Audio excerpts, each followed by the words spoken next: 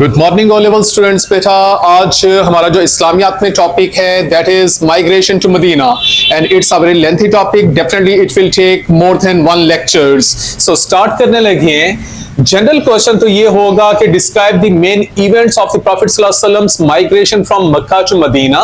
लेकिन इसके अंदर जो छोटे छोटे क्वेश्चंस ये बनने लगे हैं, जिसमें एक क्वेश्चन तो ये बनेगा जिसको अभी हम पहले पढ़ने लगे हैं कि explain why prophet thought it important to make this journey, यानी क्यों नबी सल्लल्लाहु अलैहि वसल्लम ने इस जर्नी को इंपॉर्टेंट समझा था। या इसका एक और जिस तरीके से ये क्वेश्चन बन सकता है कि सजेस्ट रीजंस व्हाई प्रॉफिट सल्लल्लाहु अलैहि वसल्लम decided to move from Mecca to Medina, कि नबी सल्लल्लाहु अलैहि वसल्लम ने किस वजह से मक्का से मदीना मूव करने का सोचा। तो बेटे अब आपने इसमें रीजंस बतानी है, तो ये देखें some reasons are given below. Because there was poor pace of the progress of the Islam in Mecca as there were hardly 300 converts after about 13 years of the preaching.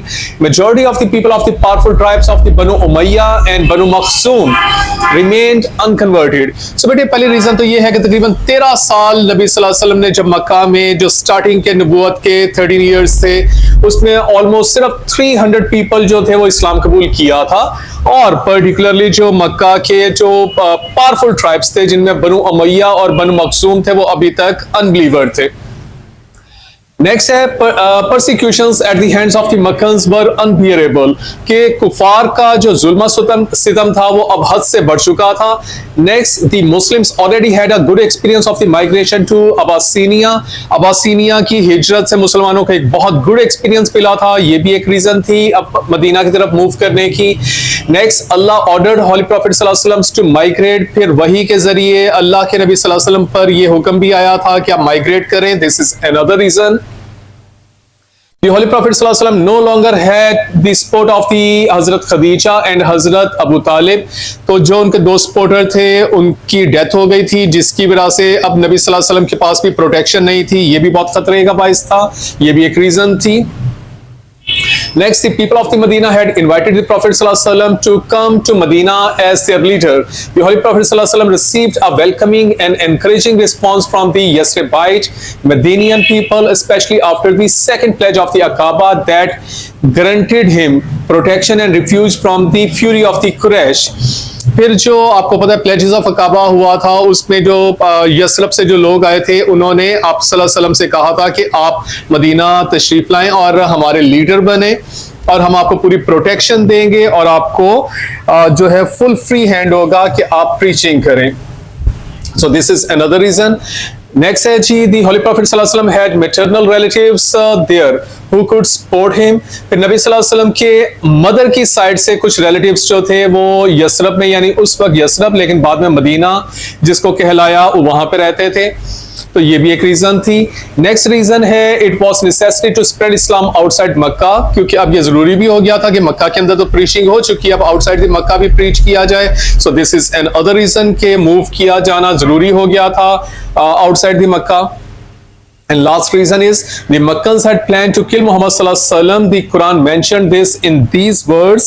फिर नौज़बिल्ला कुफारे मक्का ने नबी सल्लल्लाहु अलैहि वसल्लम को शहीद करने का प्लान कर लिया था और कुरान मजीद में ये इन अल्फाज में बयान हो रहा है कि remember how the unbelievers plotted against you, कि याद करो कि किस तरह अनबिलीवर्स ने तुम्हारे खिलाफ पूरा एक प्लॉट किया था, प्लान बनाया था, to keep you in bonds और स्ले, कि या तो तुम्हें वो कैद कर दें और स्ले या फिर वो जिबा कर दें और get you out of your home, या आपको आपके घर से निकाल दें।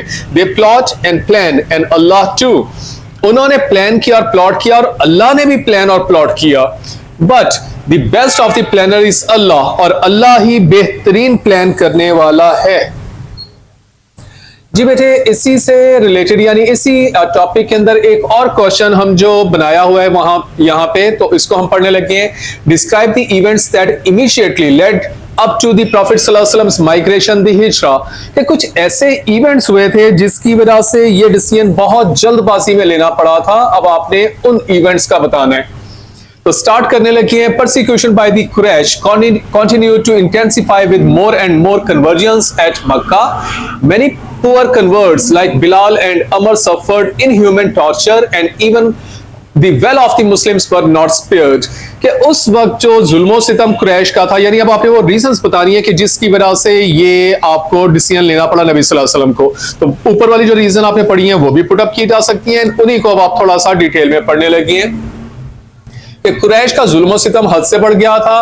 पर्टिकुलरली तो जो गरीब मुसलमान थे जिनमें बिलाल और अमर वगैरह थे, उनके ऊपर तो बहुत ही ज्यादा जुल्म हुआ था, और उनके साथ साथ जो वेल ऑफ मुस्लिम्स थे अब उनको भी नहीं बख्शा जा रहा था, यानी कुफार मक्का का जुल्म बढ़ता जा रहा था। इन 616 AD the Quraysh imposed a 3-year long social economic boycott on Banu Hashim with a view to isolating the Prophet sallallahu alaihi wasallam and his relatives। तो फिर 3 साल का सोशल इकोनॉमिक बाइकआउट भी आपको याद होगा जो इम्पोज किया गया था कुरैश की तरफ से नबी सल्लल्लाहु अलैहि वसल्लम और उनके कबीले यानी बनु हाशिम पर, और इस मकसद के लिए किया गया था ताकि इनको अलग कर दिया जाए from the active social life of the Mecca. The 3 years proved quite hard and testing for the small band of the Muslims who had to stay in the abandoned property of the Abu Talib। ये जो 3 साल का social economic boycott था ये बनु हाशिम कबीले के ऊपर बहुत सख्त साबित हुआ। They had to live there without any regular meals, उनको मुनासिब खाना भी नहीं मिलता था, often without water, बाज़ का तो पानी के बगैर भी गुजारा करना पड़ता था। At the end of the boycott in 619 AD, the Holy Prophet sallallahu alaihi wasallam suffered dual loss as his beloved wife Khadija and his caring uncle Abu Talib succumbed to prolonged suffering। तो एक वो बहुत सख्त किस्म का ये जो इसकी वजह से खुराक की कमी की वजह से हजरत खदीजा और हजरत अबू तालिब की सेहत बिगड़ गई हुई थी, उनकी डेथ हो गई। The Holy Prophet sallallahu alaihi wasallam felt so saddened over the 2 deaths that he declared the whole year 619 as the year of the grief। तो ये इतना ज्यादा सख्त था, नबी सल्लल्लाहु अलैहि वसल्लम इतने ज्यादा गमगीन हो गए थे कि इस साल को आमुल हुज़न या ईयर ऑफ ग्रीफ का नाम दिया। तो बेटे आप वो रीजंस बता रहे हैं, पहली रीजन आपने वो परसिक्यूशंस की बताई, दूसरी आपने वो सोशियो इकोनॉमिक बाइकआउट की बताई। अब आप और आगे चलने लगी हैं। After Abu Talib's death, the Holy Prophet sallallahu alaihi wasallam had lost the tribal sport jiwar, so vital for continuing his mission in the tribal society of the Makkah। He really felt unprotected as Abu Lahab, his more powerful uncle, was least willing to extend jiwar to him। फिर हजरत अबू तालिब की death के साथ ही जो protection उनकी वजह से मिली हुई थी नबी सल्लल्लाहु अलैहि वसल्लम को एकदम खत्म हो गई। एंड उसके बाद कबीले के सरदार अबू लहब बने जो कि मोर पावरफुल लीडर थे, लेकिन उन्होंने जो थी अपनी प्रोटेक्शन नबी सल्लल्लाहु अलैहि वसल्लम को देने से इनकार कर दिया, और ये उस वक्त के लिहाज से बहुत खतरनाक था। So this is another reason कि प्रोटेक्शन खत्म हो गई थी। Consequently, the spread of the Islam came to the halt and the Prophet ﷺ decided to address some other community. Accordingly, he visited the prosperous town of the Al-Taif south of the Makkah. The town was inhabited by the clan of the Banu Thaqif, a rival tribe of the Quraysh.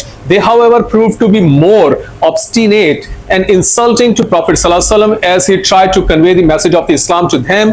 The Holy Prophet ﷺ had to leave Al-Taif as gang of hooligans hurled abuses and stones at him।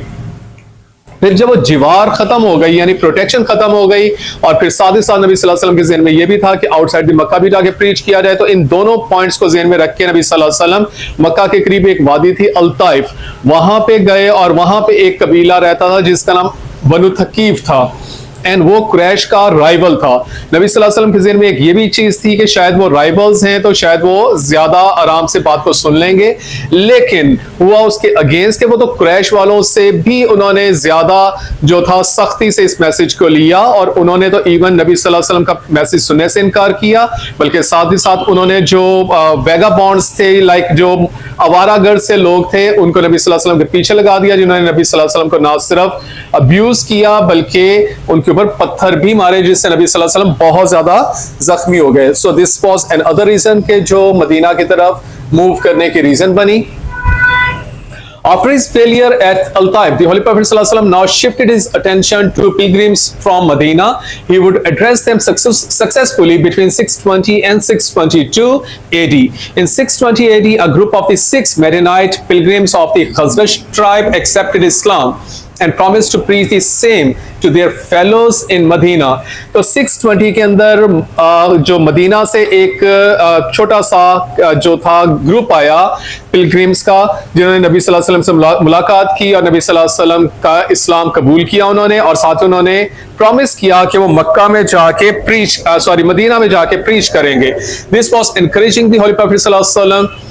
Next year, 621 AD, another group of the 11 Medinian, 2 from the As tribe, came to the Holy Prophet ﷺ, and they not only accepted Islam but also pledged to protect him.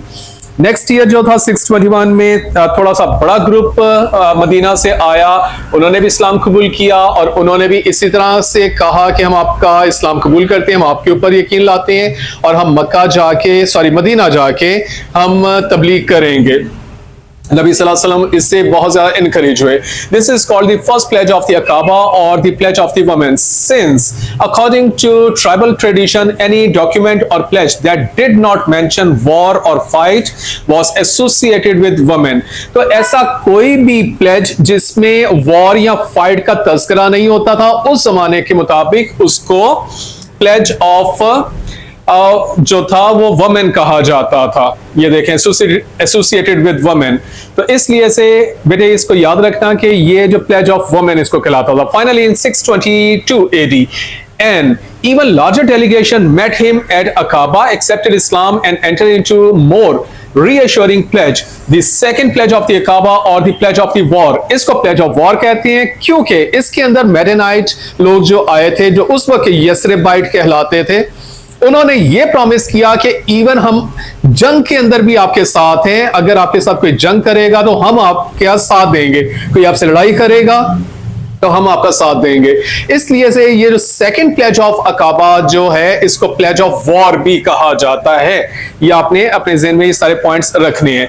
The group included 73 men and 2 women who offered refuge to Holy Prophet ﷺ and pledged to protect him even in the case of the armed conflict with the Makkans. और उन्होंने नबी सल्लल्लाहु अलैहि वसल्लम से कहा कि हम आपको प्रोटेक्शन देंगे, इवन जंग अगर हो गई मक्का वालों के साथ, कुरैश के साथ, तो हम फिर भी आपके साथ हैं. The meeting was convened by the Holy Prophet सल्लल्लाहु अलैहि वसल्लम's uncle Al-Abbas, yet a non-Muslim but sympathetic to his nephew. हजरत अब्बास इसमें नबी सल्लल्लाहु अलैहि वसल्लम के साथ थे इस मीटिंग में, और लेकिन अभी तक उन्होंने हालांकि खुद इस्लाम कबूल नहीं किया था, लेकिन वो नबी सल्लल्लाहु अलैहि वसल्लम से बहुत ज्यादा प्यार करते थे. This was remarkable achievement for the Holy Prophet sallallahu alaihi wasallam. After the second pledge, several Muslims began to leave Makkah for their new homeland in Medina. इस pledge के बाद बहुत सारे मुसलमान जो थे वो मदीना जाने को तैयार हो गए और वहां पे ही अपना वतन अख्तियार करने पे तैयार हो गए. In August, shortly before he was due to leave, Motim Mohammad सल्लल्लाहु अलैहि वसल्लम मक्कन प्रोटेक्टर डाइड. तो ये इनके लीव करने से जस्ट पहले एक और शख्स जिसका नाम मोतिम था, जिसने नबी सल्लल्लाहु अलैहि वसल्लम को वक्ती तौर पे प्रोटेक्शन दे दी थी, इसकी भी डेथ हो गई. अब जो थे, अब तो हालात बहुत ही ज्यादा खतरनाक हो गए थे, क्योंकि आपने ये पढ़ा हुआ है कि विदाउट प्रोटेक्शन उस वक्त के मक्का में किसी को भी मारा जा सकता था और उससे रिपोर्ट भी तलब नहीं की जा सकती थी, लाइक उससे पूछा भी नहीं जा सकता था. तो ये बहुत खतरनाक एक डेवलपमेंट हुई थी. Some of the elders of the Quraysh simply wanted to throw Muhammad sallallahu alaihi wasallam out of the Makkah, but they were overruled by those who felt that to allow him to join those unprincipled renegades in the Yasrib would be dangerous. तो जब ये सब कुछ हुआ, मोतिम की death हो गई, तो उस वक्त जो कुरैश के कुछ लोग आपस में बैठे, अगेन मीटिंग हुई. उनमें से कुछ लोग तो इस चीज के फैसले पे पहुंचे कि नबी सल्लल्लाहु अलैहि वसल्लम को मक्का से बाहर निकाल दिया जाए. लेकिन कुछ शरारती लोग जो थे, जो साजिशी लोग थे, वो भी उनमें शामिल थे. उन्होंने कहा कि नहीं, इनको जिंदा नहीं जाने देना, क्योंकि अगर ये यस्रब के लोगों के साथ जाके मिल गए तो इनकी ताकत बढ़ जाएगी, जो हमारे लिए खतरनाक होगी. Abu Jahl came up with a plan, और अबू जहल ने एक बहुत शैतानी मंसूबा पेश किया. Each clan would select a strong and well protected young man. Abu Jahl ने कहा कि कुरैश के अंदर जितने भी कबीले हैं उनमें से एक ताकतवर और वेल प्रोटेक्टेड यंग मैन को सिलेक्ट किया जाए, हर ट्राइब में से एक एक शख्स लिया जाए, collectively they would represent the entire tribe and would kill Muhammad sallallahu alaihi wasallam together. और ये तमाम जो एक ग्रुप बन जाएगा तमाम ट्राइब का, ये क्रैश को रिप्रेजेंट करेगा, ये इकट्ठे मिलकर नबी सल्लल्लाहु अलैहि वसल्लम पे हमला करेंगे और उनको नौज़ुबिल्लाह शहीद कर देंगे। There would be no vendetta और इसकी कोई पूछ-बूछ भी नहीं होगी, because the Hashim could not take on the whole Quraysh, क्योंकि बनु हाशिम का जो छोटा सा एक ट्राइब है ये क्रैश के साथ जो है वो पंगा नहीं ले सकता। The Holy Prophet sallallahu alaihi wasallam was divinely informed of their plot and so quietly started his journey of Hijrah in Safar of the 14th year of the prophethood or 622 AD। तो जब ये हुआ तो उस वक्त तो फिर बहुत ही जरूरी हो गया था कि वहां से निकला जाए, तो फिर नबी सल्लल्लाहु अलैहि वसल्लम ने वहां से मदीना की तरफ कूच किया, जो कि ईयर था 622 AD और 14th year of the prophethood था। At this time, the Muhammad sallallahu alaihi wasallam was a trustee of the several deposits of the Quraysh. The Prophet summoned Ali and said to him, इन हालात में भी नबी सल्लल्लाहु अलैहि वसल्लम को इतना ज्यादा अपनी अमानतों का फिक्र था जो कि कुरैश वालों ने या अहले अरब ने, अहले मक्का ने नबी सल्लल्लाहु अलैहि वसल्लम के पास रखवाई हुई थी, कि इन हालात में भी नबी सल्लल्लाहु अलैहि वसल्लम वो अमानत में खयानत नहीं करना चाहते थे, नहीं की। उन्होंने हजरत अली को बुलाया और इन अल्फाज में उनको बताया, I have been commanded to emigrate, कि मुझे मक्का से मदीना की तरफ कूच का हुक्म है। I shall leave for Medina tonight, मैं आज रात मदीना की तरफ निकल जाऊंगा। Sleep in my bed tonight, आज रात मेरी जगह पे सो जाओ। And cover yourself in my sheet, और मेरी चादर अपने ऊपर ले लो। No one will harm you, कोई तुम्हें नुकसान नहीं पहुंचाएगा।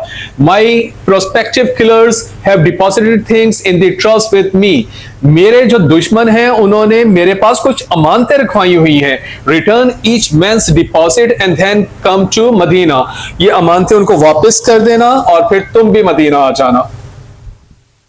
The 11 pagans who had surrounded the house with the intention of slaying the Holy Prophet sallallahu alaihi wasallam thought that the sleeper in the bed was the Prophet sallallahu alaihi wasallam himself। जब वो कातिलों का टोला नबी सल्लल्लाहु अलैहि वसल्लम के घर के पास आया, उन्होंने अंदर देखा तो बिस्तर पे कोई सो रहा था, तो वो समझे नबी सल्लल्लाहु अलैहि वसल्लम सो रहे हैं।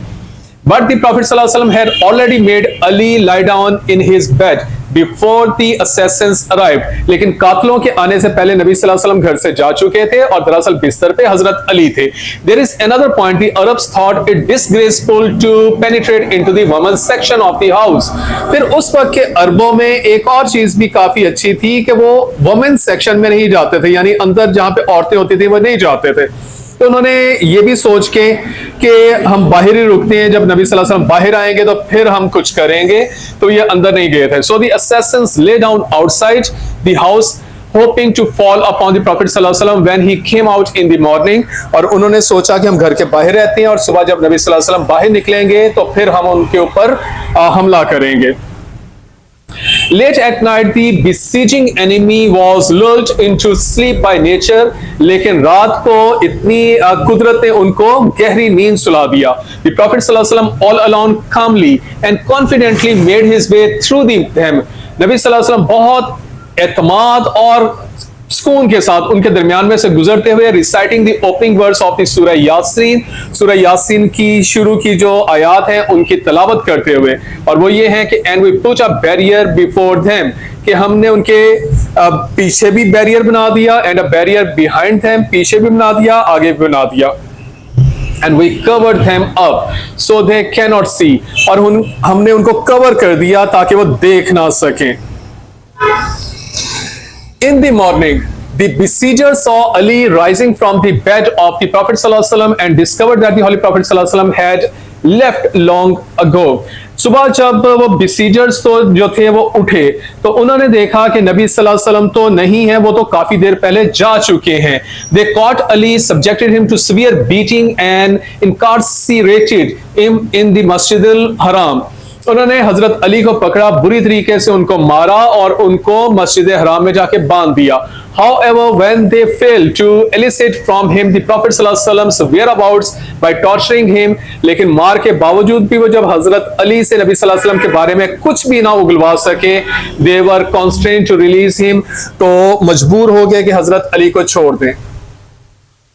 From his house, the Prophet ﷺ went straight to the house of the Abu Bakr. अपने घर से नबी ﷺ हजरत अबू बकर के घर गए थे. Who was waiting ready for departure, जो कि नबी सल्लल्लाहु अलैहि वसल्लम के साथ मदीना की तरफ जाना था और वो तैयार थे, नबी सल्लल्लाहु अलैहि वसल्लम का इंतजार कर रहे थे. On this occasion, Abu Bakr's two daughters, Aisha and Asma, quickly prepared provisions for the travelers and packed a bag with all necessary things for use on the way. उस मौके पे हजरत अबू बकर की दो बेटियों आयशा और अस्मा ने खाने पीने का सामान तैयार कर दिया और रास्ते का पूरा सामान उनके लिए तैयार कर दिया. The Prophet ﷺ and Abu Bakr silently went out of the window at the back of the house. नबी ﷺ और हजरत अबू बकर घर की पिछली खिड़की से जो थे वो मदीना के लिए निकल पड़े. The Quraysh announced a reward of the 100 camels mares to anybody who would bring Muhammad सल्लल्लाहु अलैहि वसल्लम back dead or alive. ये देखकर जो कुफारे मक्का थे उन्होंने ये ऐलान कर दिया कुरैश वालों ने कि जो भी नबी सल्लल्लाहु अलैहि वसल्लम को जिंदा या नाउज़ुबिल्लाह डेड फॉर्म में लेके आएगा उसको 100 ऊंट इनाम में दिए जाएंगे. Okay, the Holy Prophet sallallahu alaihi wasallam and Hazrat Abu Bakr initially adopted the southern route of the Yemen instead of the northern route to Medina.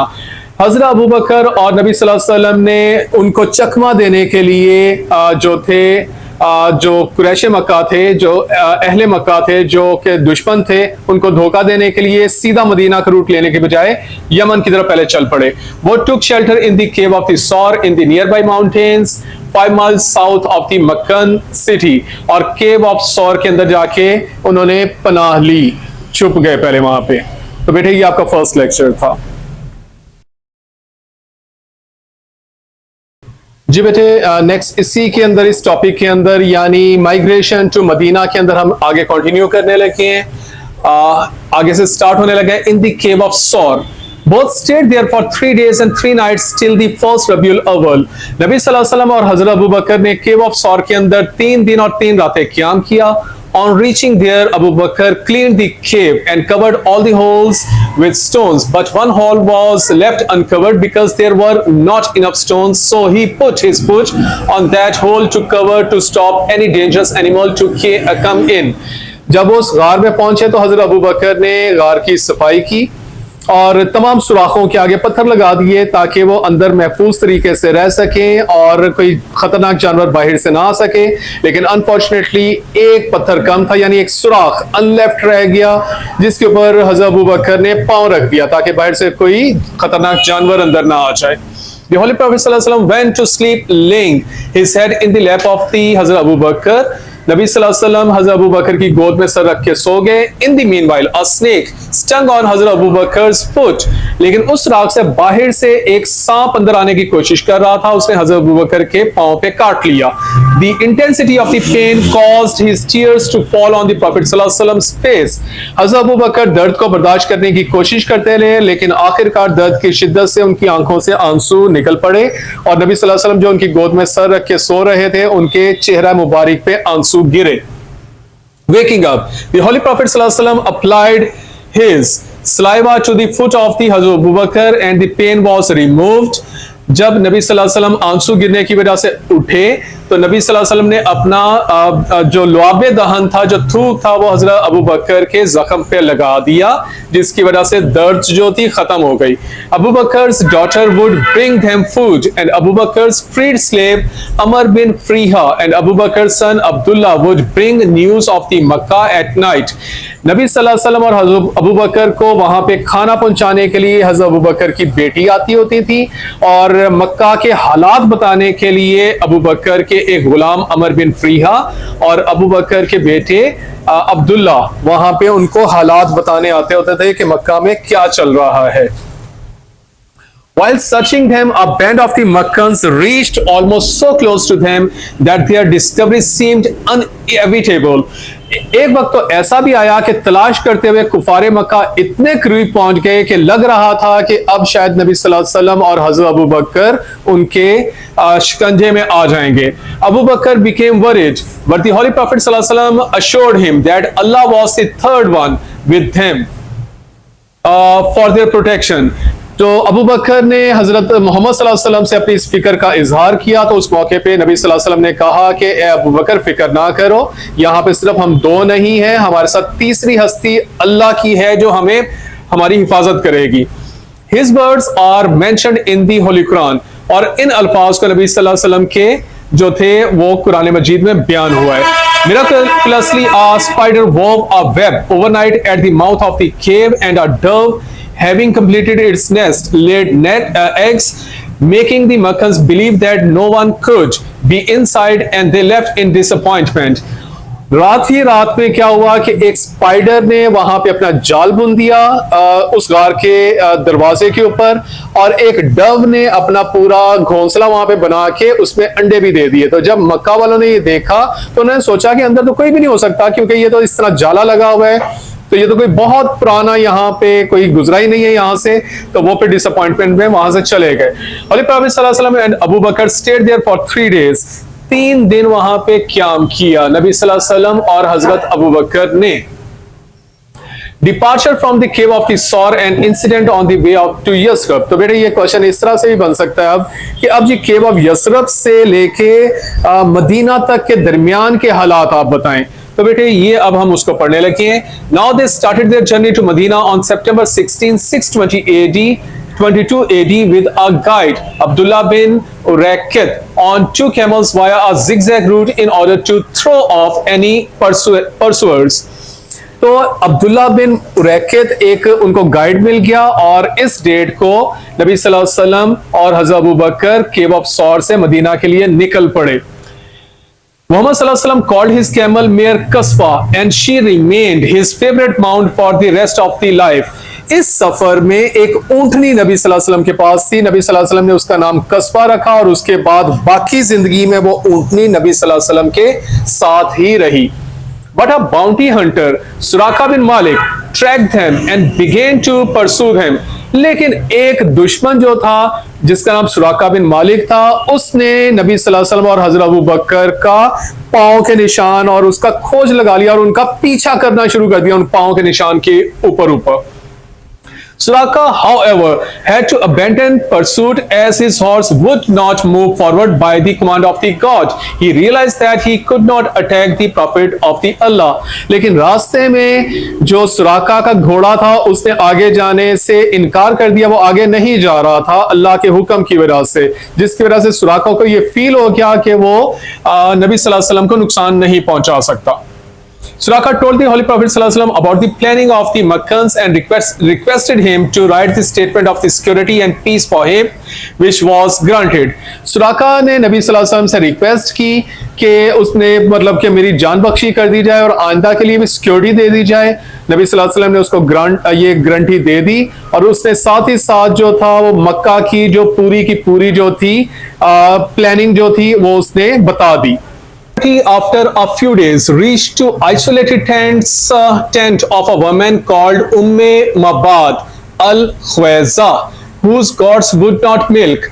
ये दोनों हजरात यानी हजरत अबू बकर और हजरत मोहम्मद सल्लल्लाहु अलैहि वसल्लम कुछ दिन के बाद एक बूढ़ी औरत जो दूर दराज कहीं पे रहती थी अपने टेंट के अंदर, जिसका नाम उम्मेबाद था, उसके पास कुछ बकरियां थी जो दूध नहीं देती थी, तो ये दोनों हजरात वहां पे उसके घर में पहुंच गए। The Prophet ﷺ touched the udder of the goat and it was miraculously filled with milk. तो वही बकरियां जो दूध नहीं देती थी, तो नबी सल्लल्लाहु अलैहि वसल्लम को जब ये पता चला तो नबी सल्लल्लाहु अलैहि वसल्लम ने अपने दस्ते मुबारक उसके थन जहां से दूध निकलता उसको टच किया, एंड हैरत अंगेज तौर पे वो थन दूध से भर गए। हज़रत Abu Bakr made the goat gave its milk to the old woman. हज़रत अबू बकर ने उनका दूध निकाला और उस बूढ़ी औरत को दिया। They also refreshed themselves with milk, और खुद उन दोनों हजरात ने भी दूध पिया।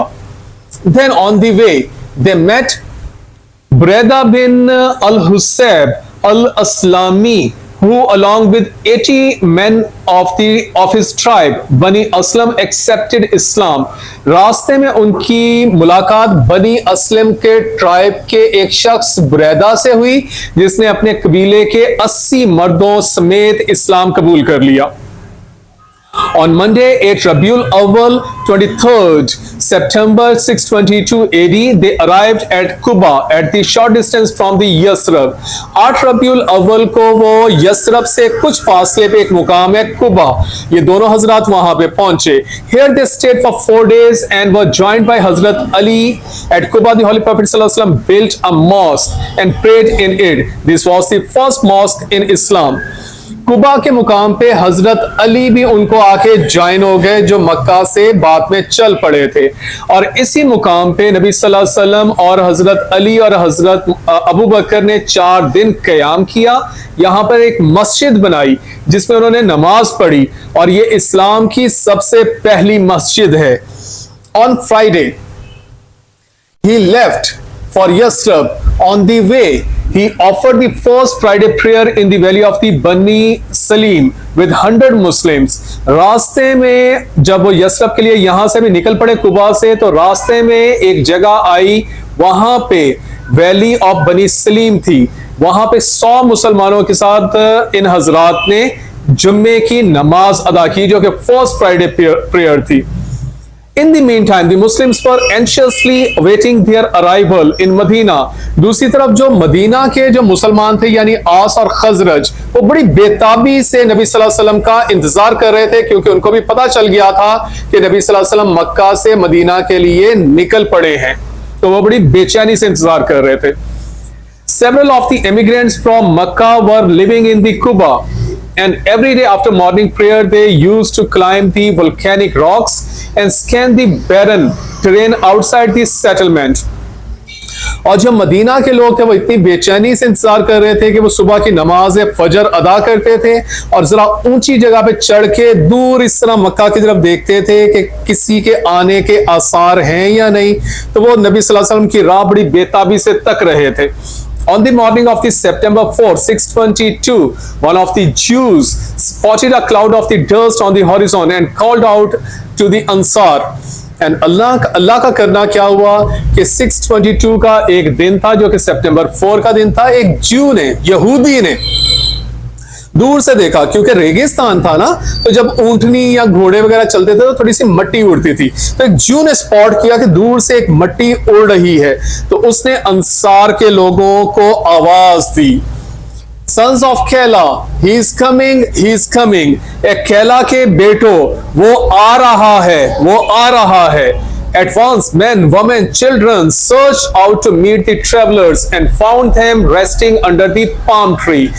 उस जियो की आवाजें सुन के मदीना के लोग, जो कि औरतें, बच्चे, मर्द थे, सारे भागते हुए आए और उन्होंने देखा तो दूर पाम ट्री के नीचे ये हजरात आराम कर रहे थे, मदीना की तरफ आ रहे थे, लेकिन ऐसे उन्होंने थोड़ा सा आराम वहां पे किया था. Muhammad Sallallahu Alaihi Wasallam and Abu Bakr stayed in Quba for 3 days. Along the way, several people begged him to alight and make his home with them. रास्ते में जब मदीना की तरफ नबी सल्लल्लाहु अलैहि वसल्लम और हज़रत अबू बकर आ रहे थे, तो रास्ते में बहुत सारे लोगों ने इन दोनों हजरात से रिक्वेस्ट की, क्योंकि आप ये बार बार पढ़ रहे हैं कि यसरब यानी जो बाद में मदीना कहलाया, वहां के लोग अब नबी सल्लल्लाहु अलैहि वसल्लम से बहुत ज्यादा प्यार करते हैं. उन्होंने बहुत सारे लोगों ने इस्लाम कबूल कर लिया हुआ है और वो नबी सल्लल्लाहु अलैहि वसल्लम को अपना लीडर अब बना रहे हैं. तो वो बहुत प्यार करते थे. तो रास्ते में जो जो नबी सल्लल्लाहु अलैहि वसल्लम को अब मिलता जा रहा था, मदीना जैसे जैसे करीब आ रहा था, तो हर कोई नबी सल्लल्लाहु अलैहि वसल्लम से ये रिक्वेस्ट कर रहा था कि उनके घर में आप क़याम करें, और सारों की इल्तिजा थी ये. बट मोहम्मद सल्लल्लाहु अलैहि वसल्लम courteously refused. लेकिन नबी सल्लल्लाहु अलैहि वसल्लम बहुत ही इखलाक के दायरे के अंदर सबको इनकार करते जा रहे थे. Instead, he gave Kasba her head and asked God to guide her. नबी सल्लल्लाहु अलैहि वसल्लम थकावट से चूर थे, थकावट में बहुत ज्यादा थे, वो भी रेस्ट करना चाह रहे थे, लेकिन उन्होंने आसमान की तरफ, अल्लाह की तरफ देखा और अल्लाह से कहा कि ए अल्लाह, मेरी ऊंटनी को जहां पे आप रास्ता दिखाना चाहते हो वो दिखा दो, जहां पे ये रुकेगी मैं उस घर में, उस जगह पे क़याम करूंगा, क्योंकि मैं इतने सारे लोगों के घरों में इकट्ठा क़याम नहीं कर सकता, तो मुझे हदायत दो कि मैं कहां पे क़याम करूं. तो अल्लाह ने ऊपर आसमान की तरफ ये देख के सोचा. Eventually, she fell to her knees outside a mirbad, a place for drying dates, which belonged to one of the Ansar. तो अल्लाह का करना क्या हुआ कि जो नबी सल्लल्लाहु अलैहि वसल्लम की ऊंटनी थी वो एक ऐसी जगह जिसको मिरबाद कहते हैं, जहां पे खजूरों को सुखाया जाता है, जो कि एक इंसार की मलकियत थी वो जगह, वहां पे वो ऊंटनी अपने पांव को टेक के बैठ गई नीचे। Muhammad Sallallahu Alaihi Wasallam got down, allowed his luggage to be carried out into the nearest house, and then began to negotiate with the owner for the sale of the land. नबी सल्लल्लाहु अलैहि वसल्लम ने भी वहां पे अपना सामान वगैरह ऊंटनी से उतारा और एक करीब का घर उन्होंने देखा, तो जो भी वहां का मालिक था फिर उससे निगोशिएशन स्टार्ट हुई कि अल्लाह ने हमें कहा है कि यहाँ पे आप क्याम करो, तो ये घर अगर आप हमें सेल करना चाहते हैं तो बताएं कितने का सेल करेंगे, यानी निगोशिएशन हुई। Once the price was agreed upon, आखिरकार कीमत तय हो गई। All the Muslims got to work to build the Prophet Sallallahu Alaihi Wasallam's residence, और वहां पे नबी सल्लल्लाहु अलैहि वसल्लम का घर तमाम मुसलमान मिलके बनाने लगे, which would also serve as a place for prayer, जो कि नमाज की अदायगी के लिए भी ये जगह फिर मुख्तस हो गई। Abu Ayyub Ansari got the honor of hosting the Prophet Sallallahu Alaihi Wasallam till his own living shelter was built. तो अबू अयूब अंसारी को यह सादत हासिल हुई कि जब तक नबी सल्लल्लाहु अलैहि वसल्लम का घर, जो अभी आपने पढ़ा है कि वो बनना शुरू हो गया है, तो जब तक वो घर नहीं बन गया तब तक अबू अयूब अंसारी के घर में नबी सल्लल्लाहु अलैहि वसल्लम ने अपनी रिहाइश को अख्तियार किया। ओके बेटे, नेक्स्ट एक टॉपिक इसमें छोटा सा आने लगा है कि इस इमिग्रेशन जो हुई थी मदीना की तरफ, इसके इफेक्ट्स क्या हुए थे, क्या क्या असरात थे। ये भी पेपर में छोटा सा बात क्वेश्चन आ जाता है, तो ये पॉइंट्स की सूरत में यहाँ पे बनाया गया है। The Muslims got a separate homeland, कि अब मुसलमानों को आखिरकार अपना एक वतन मिल गया था, क्योंकि मक्का के लोगों ने तो उनको बेदखल कर दिया था, उनको मार रहे थे, शहीद कर रहे थे, तो आखिरकार अब मुसलमानों को आजादी से रहने के लिए एक अपना वतन मिल गया। तो ये इसका पहला इफेक्ट हुआ इस इमिग्रेशन का। They started to live an independent life, और वो एक आजाद जिंदगी बसर करने लग गए अपने मजहब के मुताबिक। Number 3, Islam spread rapidly and was accepted as a heavenly religion. इस हिजरत का ये बात फायदा हुआ कि इस्लाम अब बहुत तेजी के साथ फैलने लग गया, और ये एक मजहब के तौर पे एक्सेप्ट कर लिया गया कि ये अल्लाह का मजहब है। The Islamic calendar started, which was implemented by the second caliph हजरत उमर। फिर एक और इफेक्ट इस इमिग्रेशन का ये हुआ कि यहाँ पे आने के बाद इस्लामिक कैलेंडर का आगाज हो गया, और जिसको सेकंड कैलिफ ने बकायदा इंप्लीमेंट करवा दिया था। फिर जी बेटे, नेक्स्ट इसमें एक और क्वेश्चन जो आप एक बनाने लगे हैं, जरा ध्यान से इसको, कि explain why the experience in the cave of the Thawr was important in the history of the Islam. कि केव ऑफ सौर के अंदर जो हजरत अबू बकर और हजरत मोहम्मद सल्लल्लाहु अलैहि वसल्लम ने क्याम किया था, वो इस्लामिक हिस्ट्री में बहुत ज्यादा इंपॉर्टेंट क्यों कहलाता है। तो बेटे डेफिनेटली वो इंपॉर्टेंट इसलिए है कि वहां पे पनाह हासिल की थी, और अगर वो ना होती और वो पकड़े जाते तो फिर तो इस्लाम खत्म ही हो जाता ना। तो ये इसलिए आपने इसके पॉइंट्स अब बनाने हैं।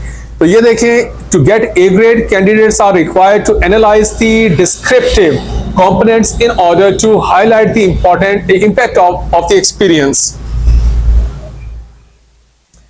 जी बेटे, अब हम इसको स्टार्ट करने लगे इस क्वेश्चन को। Experience of the Holy Prophet Sallallahu Alaihi Wasallam in the Cave of Saur was of paramount importance in the history of Islam. His stay in the cave marked the frustration of his Meccan enemies on one hand, and survival and successful escape of the Holy Prophet Sallallahu Alaihi Wasallam and Abu Bakr on the other hand. तो बेटे, केव of सौर के अंदर हजरत Abu बकर और हजरत मोहम्मद सल्लल्लाहु अलैहि वसल्लम का जो स्टे था वो बहुत इंपॉर्टेंट इस लिहाज से है कि एक साइड पे जरा उसको इमेजिन करने की कोशिश करें ना कि उस पर हो क्या रहा था। तो एक साइड पे मक्कन्स जो थे वो भूखे भेड़ियों की तरह नबी सल्लल्लाहु अलैहि वसल्लम और हजरत अबू बकर को ढूंढ रहे थे, फ्रस्ट्रेशन में थे, डिसअपॉइंटेड थे कि वो हमारे हाथ से निकल गए। जबकि दूसरी तरफ वो दोनों हजरत, जो हजरत अबू बकर और हजरत मोहम्मद सल्लल्लाहु अलैहि वसल्लम, सर्वाइवल हो रहा था उस वक्त, यानी अपनी जान बचाई जा रही थी। तो ये दो वाकयात एक ही वक्त में हो रहे थे। एक साइड पे फ्रस्ट्रेशन थी, डिसअपॉइंटमेंट थी, गुस्सा था, और दूसरी साइड पे एक उम्मीद थी कि हम वहां पे अगर पहुंच गए तो सब कुछ ठीक हो जाएगा, अभी हमें फिलहाल अपनी जान बचानी है, किस तरीके से यहां से एस्केप करना है। तो ये साइड बाय साइड ये दोनों मामला उस वक्त चल रहे थे। The Holy Prophet Sallallahu Alaihi Wasallam's successful emergence from the cave marked the end of one and start of another phase in the history of the Islam. तो केव ऑफ सौर से निकल के मदीना तक जाने का जो दरअसल रास्ता था, ये दरअसल दो डिफरेंट टाइम को रिप्रेजेंट कर रहा है कि नबी सल्लल्लाहु अलैहि वसल्लम एक मुश्किल फेज से निकल रहे हैं और केव ऑफ सौर से आगे एक होपफुल फेज के अंदर एंटर हो रहे हैं। The Meccan period of his prophetic mission came to an end and the Medinian chapter of the growth of Islam started. तो अब मक्का के अंदर जो prophetic mission था वो खत्म होने जा रहा है और मदीना के अंदर इस्लाम की ग्रोथ जो है वो स्टार्ट हो रही है। He would from now on be a different person with renewed energies to re-establish Islam in Medina. और यहां से आगे वो एक बिल्कुल ही नए इंसान के तौर पे नए नजर आए जिसमें बहुत ज्यादा एनर्जी भी भर गई थी और वो मदीना के अंदर इस्लाम को री-एस्टेब्लिश कर रहे थे। With his arrival in Medina, the Hijra calendar would begin that was adopted by Muslim during Umar's Caliphate. Medina में आने के साथ ही हिजरत कैलेंडर स्टार्ट हो गया जो कि सेकंड कैलिफ के वक्त में यानी हजरत उमर के दौर में बकायदा अप्लाई हो गया। The Holy Prophet ﷺ would now lay the foundation of a free and developing Muslim community. यहाँ पे मुसलमानों के लिए नबी सल्लल्लाहु अलैहि वसल्लम ने एक बेहतरीन मुस्लिम कम्युनिटी की बुनियाद रख दी। The experience also marks special divine support for Islam and the Holy Prophet ﷺ of Islam. और ये जो मदीना के अंदर अब मुसलमानों का रहना था ये नबी सल्लल्लाहु अलैहि वसल्लम के लिए, मुसलमानों के लिए और इस्लाम की ग्रोथ के लिए और इनकी बेहतरी के लिए एक बेहतरीन टाइम साबित हुआ। ओके जी, एक और क्वेश्चन बेटे इसी से रिलेटेड हम बनाने लगे हैं कि what was the significance of this journey from Mecca to Medina for the Muslims. मुसलमानों के लिए ये सफर जो था मक्का से मदीना की तरफ ये किस तरह से सिग्निफिकेंट था, इंपॉर्टेंट था। तो हम इसको पढ़ने लगे। हालांकि ये पॉइंट आपने ऊपर बहुत ज्यादा पढ़ लिए हैं कि ये फायदा हुआ था मुसलमानों को। तो ये देखें हम इसके अंदर पढ़ने लगे थे हिजरा। Migration to Medina proved to be an extremely important turning point in the history of Islam and the career of the Holy Prophet sallallahu alaihi wasallam. तो इस्लाम और नबी सल्लल्लाहु अलैहि वसल्लम के कैरियर के लिए ये जो मूव था from Mecca to Medina movement का ये बहुत अहम था। It marked the start of the Hijra calendar, though it was institutionalized by the Caliph Umar about 12 years later. और इसका ये फायदा हुआ था मक्का से मदीना आने का कि हिजरत कैलेंडर स्टार्ट हुआ था, हालांकि इसको अप्लाई फिर हजरत उमर ने करवाया था। History of the Islam took a great turn from 1 AH onward. बेटे AH कहती हैं आफ्टर हिजरा, यानी मक्का से मदीना जब स्टार्ट हुआ था तो अब हिजरा स्टार्ट हो गया हुआ है। तो ये जो 1 AH ऑनवर्ड जो था ये बहुत ज्यादा इंपॉर्टेंट था इस्लाम के लिए। Islam got not only established, ना सिर्फ इस्लाम एस्टेब्लिश हुआ, it began to flourish at an impressive pace, बल्कि ये बहुत स्पीड में फ्लोरिश होना यानी फैलना शुरू हो गया इस्लाम। First Islamic state was founded in the form of the Republic of Medina, where Islamic Sharia was gradually enforced. पहली मुस्लिम रियासत मदीना के नाम से, रिपब्लिक ऑफ मदीना के नाम से जो थी वो स्टैब्लिश की गई, जहाँ पे शरिया अप्लाई हो गया आहिस्ता आहिस्ता। This meant Islamic way of life, dress of code, food laws, matrimonial and financial matters etcetera. शरिया का क्या मतलब होता है? तो ये चीजें आपको बताई जाने लगी हैं कि जिसमें जिंदगी गुजारने का तरीका शामिल होता है, लिबास पहनने के तरीके होते हैं, खाने पीने के कवानीन होते हैं, शादी ब्याह और लेन देन के मामलात वगैरह वगैरह शरिया के अंदर शामिल होते हैं। यानी ये सारी चीजें फिर बताई गई कि इस तरह से जिंदगी गुजारनी है। Soon after the Hijra, universal Muslim brotherhood based on the common sets of the beliefs was established in accordance with the Quranic injunction. फिर अंसार और महाजरीन के दरमियान में भाईचारा कायम हुआ जो कि इन अल्फाज में कुरान मजीद में इरशाद है, believers are a single brotherhood, के ईमान वाले एक भाईचारे के तौर पे हैं, भाइयों की तरह होते हैं। Muhajireen and Ansar were unified in Medina, महाजरीन और अंसार मदीना के अंदर बिल्कुल इकट्ठे होकर रहने लग गए। The journey of the Hijra brought important impacts in the prophetic career of the Prophet sallallahu alaihi wasallam too. इस हिजरा का नबी सल्लल्लाहु अलैहि वसल्लम के prophetic career के ऊपर भी बहुत ज्यादा असर हुआ। He emerged from a persecuted and rejected preacher at Makkah to a fully established leader and a supreme lawgiver at Medina. क्योंकि ये वही शख्स थे जिनके ऊपर मक्का में बहुत ज्यादा जुल्म किया जाता था और इनको रिजेक्टेड प्रीचर के तौर पे लिया जाता था, यानी इनकी जो प्रीच थी उसको ध्यान से नहीं सुना जाता था। लेकिन जब ये मदीना में आए तो ये एक एस्टेब्लिश लीडर के तौर पे उभरे और एक सुप्रीम लॉ गिवर के तौर पे उभरे, जो कवानीन देते थे लोगों को और लोग मानते थे। यानी कहां एक persecuted to a well establish leader के तौर पे नबी सल्लल्लाहु अलैहि वसल्लम उभरे थे, इसकी वजह से, यानी माइग्रेशन टू मदीना की वजह से। He did not have anyone to subject him to ridicule and humiliation, though he would now face different kinds of the opposition in the Medina. तो अब कोई भी शख्स नबी सल्लल्लाहु अलैहि वसल्लम और इस्लाम की बेइज्जती नहीं कर सकता था जैसे कि मक्का में होता था। लेकिन यहाँ पे जो चैलेंजेस थे वो जरा कुछ दूसरी तरह के थे, कुछ और चैलेंजेस दूसरी तरह के थे। Acting as the executive head of the republic of Medina, he laid down basis of the guiding principles for individuals and communal conduct of the Muslims. अब क्योंकि मदीना में नबी सल्लल्लाहु अलैहि वसल्लम लीडर थे, अंसार, महाजिरीन, मुसलमान सब उन्होंने अपना लीडर इनको बनाया था, और यहाँ पे अब नबी सल्लल्लाहु अलैहि वसल्लम उनको जिंदगी गुजारने के और रहने सहने के, इस्लाम के कवानीन वगैरह बता रहे थे। सो बेटे, ये आपका टॉपिक था, इसके अच्छे से नोट्स बना लीजिएगा। Thank you so much.